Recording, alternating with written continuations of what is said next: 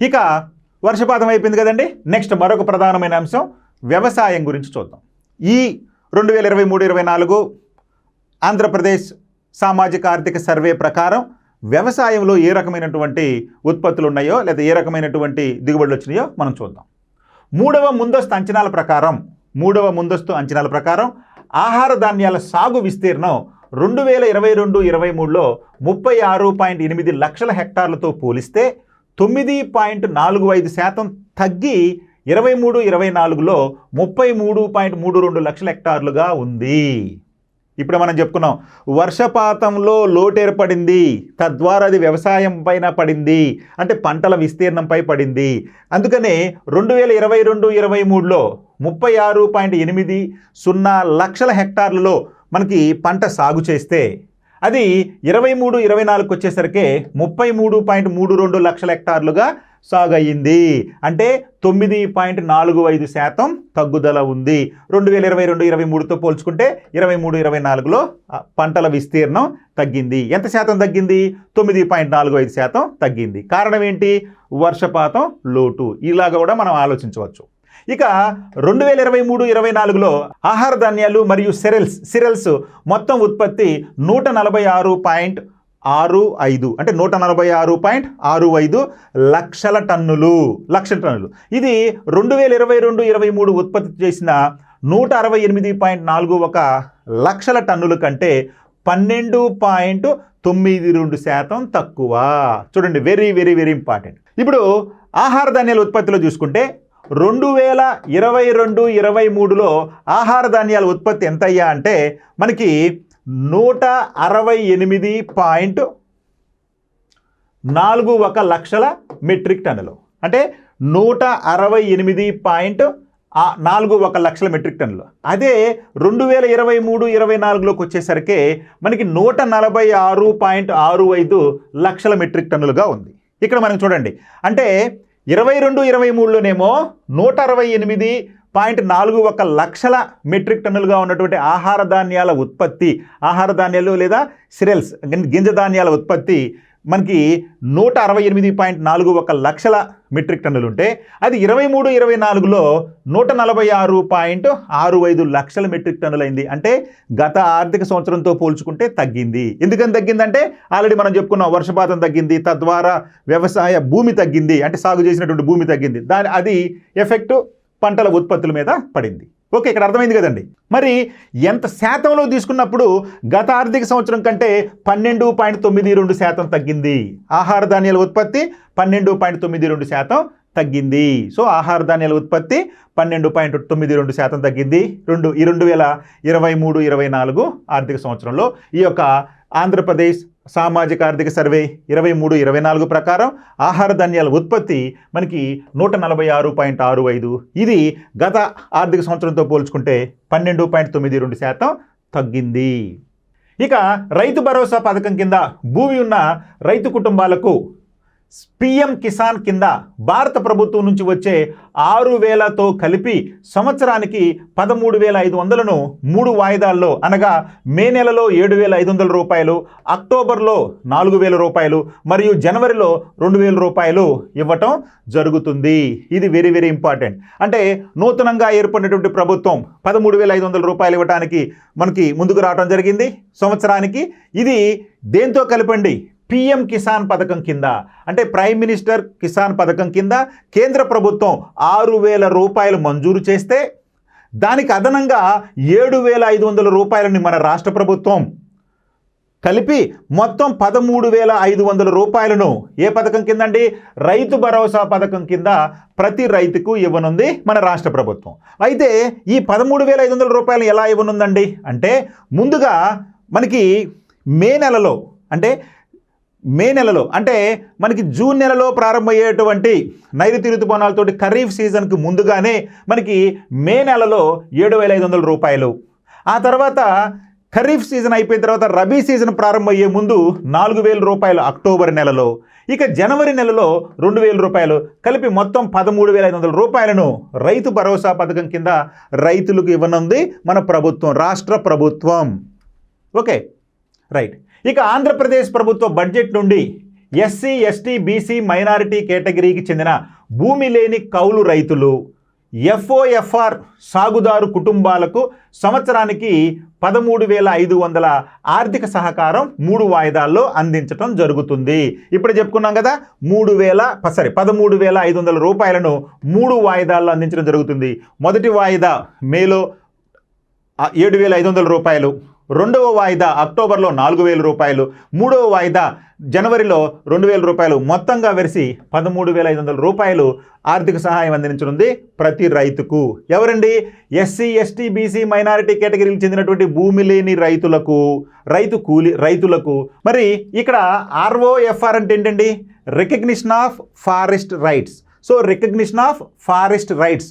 So ఈ విధంగా ఆంధ్రప్రదేశ్లో బడ్జెట్ నుండి ఎస్సీ ఎస్టీ బీసీ మైనారిటీ కేటగిరీకి చెందినటువంటి భూమి లేని కౌలు రైతులు మరియు ROFR recognition of forest rights 2006 act ప్రకారం ఉన్నటువంటి సాగుదారు కుటుంబాలకు సంవత్సరానికి 13,500 రూపాయల ఆర్థిక సహకారం 3 వాయిదాల్లో అందించడం జరుగుతుంది మన రాష్ట్ర ప్రభుత్వం. ఇక 2023-24 ఆర్థిక సంవత్సరంలో అంటే 2023-24 ఆర్థిక సంవత్సరంలో మొత్తం 7,226.08 కోట్లు, ఆర్బీ మొత్తం 4,182.24 కోట్లు, పిఎం కిసాన్ మొత్తం 3,043.84 కోట్లను జమ చేయటం జరిగింది. అంటే ఆర్బీ అంటే ఏంటండి? రైతు భరోసా మొత్తం. అంటే మన రాష్ట్ర ప్రభుత్వం రైతు భరోసా కింద 4,182.24 కోట్లు, కేంద్ర ప్రభుత్వం పిఎం కిసాన్ పథకం కింద 3,043.84 కోట్లను మొత్తం కలిపి ఎంతండి? 7,226.8 కోట్లను ఈ యొక్క 2023-24 ఆర్థిక సంవత్సరంలో మనకి కేటాయించనున్నారు. అర్థమైందండి? ఇక 2.58 లక్షల కౌలు ఆర్ఓఎఫ్ఆర్ రైతు కుటుంబాలతో సహా 53.58 లక్షల రైతు కుటుంబాలకు పంపిణీ చేయబడింది. సో ఈ విధంగా 23-24 ఆర్థిక సంవత్సరంలో 7,226.08 కోట్ల రూపాయలను 2.58 లక్షల కౌలు రైతులు మరియు ROFR recognition of forest rights act 2006 రైతు కుటుంబాలతో సహా మొత్తం 53.58 లక్షల రైతు కుటుంబాలకు పంపిణీ చేయబడింది. సో ఈ విధంగా మన 23-24 ఆర్థిక సంవత్సరంలో మన రాష్ట్రం నుండి ఇంతమంది రైతులకు రైతు భరోసా, అదేవిధంగా పిఎం కిసాన్ మొత్తం కలిపి 53.58 లక్షల రైతు కుటుంబాలకు ఈ మొత్తాన్ని అందించడం జరిగింది 3 విడతల్లో భాగంగా. ఇక ఆంధ్రప్రదేశ్ ప్రభుత్వం 10,778 రైతు భరోసా కేంద్రాలు, ఆర్బీకి అంటాం కదా, రైతు భరోసా కేంద్రాలు మరియు 154 హబ్బులను ఏర్పాటు చేసి వ్యవసాయం మరియు అనుబంధ రంగాలకు సంబంధించిన అన్ని సేవలు గ్రామంలో అందించడం కోసం గ్రామ సచివాలయాలు లేదా గ్రామ పంచాయతీలను వ్యవసాయ ఉత్పాదక మరియు రైతు విజ్ఞాన కేంద్రాలతో ఏకీకరణ అనుసంధానం చేసింది. సో ఈ విధంగా ప్రత్యేకంగా మన ఆంధ్రప్రదేశ్ ప్రభుత్వం 10,778 రైతు భరోసా కేంద్రాలు మరియు 154 హబ్బులను ఏర్పాటు చేసి వాటి ద్వారా వ్యవసాయం మరియు అనుబంధ రంగాలకు సంబంధించిన అన్ని సేవలు గ్రామంలో అందించడం కోసం గ్రామ సచివాలయాలను లేదా గ్రామ పంచాయతీలను వ్యవసాయ ఉత్పాదక మరియు రైతు విజ్ఞాన కేంద్రాలతో అనుసంధానం చేయడం జరిగింది. ఇక ఈ ఆర్బీకి ఈ రైతు భరోసా కేంద్రాలు రైతులకు వన్ స్టాప్ షాప్గా పనిచేస్తాయి, వారి అన్ని అవసరాలు తీరుస్తాయి. ఈ విధంగా ఈ రైతు భరోసా కేంద్రాలే రైతుకు కావలసినటువంటి అన్ని అవసరాలను వన్ స్టాప్ షాప్గా పనిచేస్తూ వారికి కావలసిన అవసరాలన్నీ కూడా తీరుస్తాయి ఈ రైతు భరోసా కేంద్రాలు. రైట్. ఇక ఆంధ్రప్రదేశ్ స్టేట్ అగ్రికల్చర్ మిషన్ వ్యవసాయ సమాజానికి సేవలు అందించడంలో అడ్డంకులను పరిష్కరించడానికి వ్యూహాత్మక మరియు సంప్రదింపులు సంస్థగా స్థాపించబడింది ఈ యొక్క Andhra Pradesh state agriculture machine. So Andhra Pradesh state agriculture machine అనేది వ్యవసాయ సమాజానికి సేవలు అందించడంలో అడ్డంకులను పరిష్కరించడానికి వ్యూహాత్మక మరియు సంప్రదింపుల సంస్థగా స్థాపించబడింది ఈ యొక్క ఆంధ్రప్రదేశ్ స్టేట్ అగ్రికల్చర్ మిషన్. ఇది ప్రధానంగా చూడండి, ఆంధ్రప్రదేశ్ స్టేట్ అగ్రికల్చర్ మిషన్ అనేది వ్యవసాయ సమాజానికి సేవలు అందించడంతో పాటు వారికి కావలసినటువంటి సమస్యలను పరిష్కరిస్తుంది, అదేవిధంగా అడ్డంకులను పరిష్కరించి వ్యూహాత్మక మరియు సంప్రదింపుల సంస్థగా ఇది పనిచేస్తుంది. ఇక 2023-24 సంవత్సరం మొత్తంలో 1104 రైతు క్షేత్ర లేదా పొలంబడి పాఠశాలలు ఎఫ్ఎఫ్ఎస్ అంటే ఫార్మర్స్ ఫీల్డ్ స్కూల్స్ అంటాం, ఎఫ్ఎఫ్ఎస్లు నిర్వహించబడ్డాయి. మరియు 33,120 మంది రైతులు పంట పర్యవేక్షణ విధానంపై శిక్షణ పొందారు. అంటే 1104 పొలంబడి పాఠశాలల్లో 33,120 మంది రైతులు పంట పర్యవేక్షణ విధానంపై శిక్షణ పొందడం జరిగింది 2023-24లో. ఇక మార్కెట్ విలువను అనుకూలపరిచే లక్ష్యంతో మంచి వ్యవసాయ పద్ధతులను గవర్నమెంట్ ఆఫ్ ఏపీ ప్రోత్సహించడానికి ఈ చొరవ ఇండియా మరియు గవర్నమెంట్ ఆఫ్ ఏపీ ధృవీకరణతోటి అనుసంధానించబడింది. సో ఈ విధంగా మన ఆంధ్రప్రదేశ్ గవర్నమెంట్ తోటి అదేవిధంగా కేంద్ర ప్రభుత్వంతో ఈ యొక్క పొలంబడి కార్యక్రమాలను కూడా ధృవీకరించడానికి అనుసంధానించబడింది. ఇక 2023-24లో ఈ పనికి సంబంధించిన వ్యూహాత్మక పంటలుగా వరి, వేరుశెనగ మరియు మిల్లెట్స్ను గుర్తించడం జరిగింది. సో ఈ విధంగా 23-24 ఆర్థిక సంవత్సరంలో ఈ విధంగా మార్కెట్ విలువను అనుకూలపరిచే లక్ష్యంతో మంచి వ్యవసాయ పద్ధతులను గవర్నమెంట్ ఆఫ్ ఏపీని ప్రోత్సహించడానికి మరియు ఈ చొరవను ఇండియా మరియు గవర్నమెంట్ ఆఫ్ ఏపీ ధృవీకరణతోటి అనుసంధానించబడింది.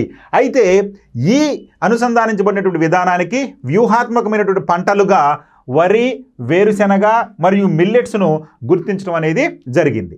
Okay, right. ఇక 2023-24 ఆర్థిక సంవత్సరంలో ఇండియా జిఏపి సర్టిఫికేషన్ అంటే IND government of AP certification విజయవంతంగా అమలు చేయబడింది. ఇది అమరాంథస్ తోటకూర, బెండ, మామిడి, పసుపు మరియు అరటి సాగు చేసినటువంటి 6 రకాల ఉత్పత్తిదారుల సంస్థలకు సర్టిఫికేషన్లు జారీ చేయడానికి దారితీసింది. సో ఈ విధంగా పొలంబడి కార్యక్రమానికి సంబంధించి 2023-24 ఆర్థిక సంవత్సరంలో ఇండియా మరియు గవర్నమెంట్ ఆఫ్ ఏపీ సర్టిఫికేషన్ విజయవంతంగా అమలు చేయబడింది. అదేవిధంగా తోటకూర, బెండ, మామిడి, పసుపు, అరటి వంటి 6 రకాలైనటువంటి ఉత్పత్తిదారుల సంస్థలకు మనకి సర్టిఫికేట్లు కూడా జారీ చేయటం అనేది జరిగింది.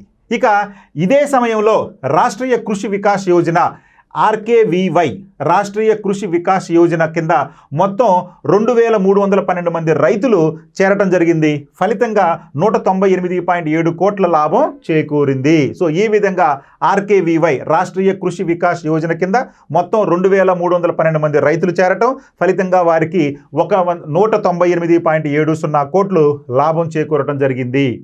మరి ఈ ఎఫ్పిఓ సంస్థలు అంటే ఏంటండి? Farmer producer organisations. ఈ ఫార్మర్ ప్రొడ్యూసర్ ఆర్గనైజేషన్స్ అనేవి చిన్న సన్నకారు రైతులు తమ పండించినటువంటి పంటలకు ఉత్తమ ధరలను లేదా లాభదాయకమైన ధరలను సాధించుకునే విధంగా ఈ ఫార్మర్ ప్రొడ్యూసర్ ఆర్గనైజేషన్లు కృషి చేస్తూ ఉన్నాయి. సో తత్ఫలితంగా ఈ యొక్క రాష్ట్రీయ కృషి వికాస్ యోజన కింద నమోదైనటువంటి 2,312 మంది రైతులు ఈ విధంగా చేయటం వలన 198.7 కోట్ల రూపాయలను ఆర్జించడం జరిగింది. కాబట్టి ఈ యొక్క ఫార్మర్ ప్రొడ్యూసర్ ఆర్గనైజేషన్లు అనేవి ఈ యొక్క రైతులలో లాభాన్ని పెంచడానికి కృషి చేస్తున్నటువంటిగా మనం గుర్తుపెట్టుకోవాలి ఈ యొక్క ఎఫ్పిఓలను. ఇక మొత్తం 10,778 రైతు భరోసా కేంద్రాలలో గ్రామాలను కలుపుకుని 2.83 లక్షల మట్టి నమూనాలు సేకరించబడ్డాయి. వాటిలో 1.19 లక్షల మట్టి నమూనాలను 20 సాయిల్ టెస్టింగ్ ల్యాబొరేటరీస్ STLS అంటే సాయిల్ టెస్ట్ ల్యాబొరేటరీస్లో పరీక్షించడం జరిగింది.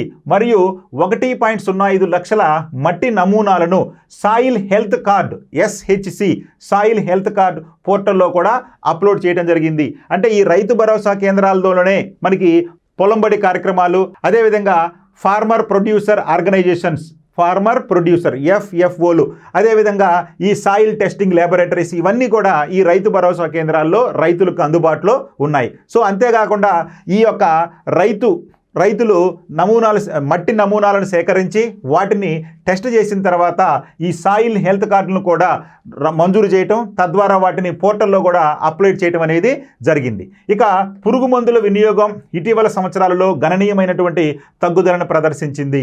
అంటే ఆర్గానిక్ ఎక్కువగా వినియోగించడం వలన పురుగు మందుల యొక్క వినియోగం కూడా ఇటీవల కాలంలో గణనీయంగా తగ్గింది అని చెప్పి తెలుపుతూ ఉంది. ఇక 2014-15లో 2,650 మెట్రిక్ టన్నుల మెట్రిక్ టన్నుల నుండి 2023-24 వచ్చేసరికి 1,990 మెట్రిక్ టన్నులకు ఈ యొక్క రసాయన ఎరువుల యొక్క వినియోగం, అంటే రసాయన ఎరువుల వినియోగం తగ్గింది. చూడండి ఎంత గణనీయంగా తగ్గిందో. అంటే పురుగు మందుల వినియోగం ఇటీవల సంవత్సరాల్లో గణనీయంగా తగ్గింది అనుకున్నాం కదా. ఎంత తగ్గింది?